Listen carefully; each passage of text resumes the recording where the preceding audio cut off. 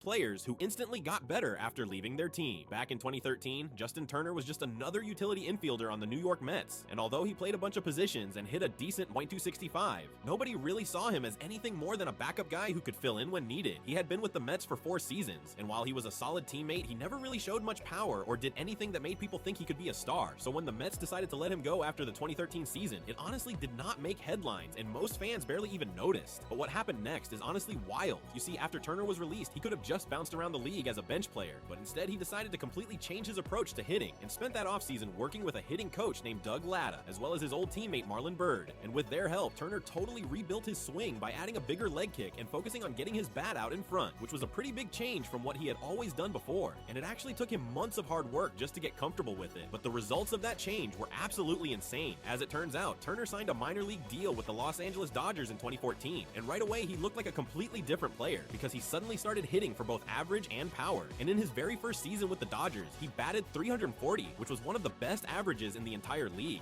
And while he was still playing all over the infield, he was now one of the most dangerous hitters in their lineup. So the Dodgers kept giving him more and more opportunities, and he just kept delivering. But what Turner did in the playoffs is what really made him a legend in LA. The thing is, Turner became one of the most clutch postseason hitters in Dodgers history, and he ended up breaking all kinds of franchise records for playoff hits, home runs, and RBIs, while also helping the Dodgers finally win a World Series in 2020. And although he had never even been close to an All-Star with the Mets, Turner made the All-Star team with the Dodgers and became a fan favorite because he always seemed to come through when it mattered most.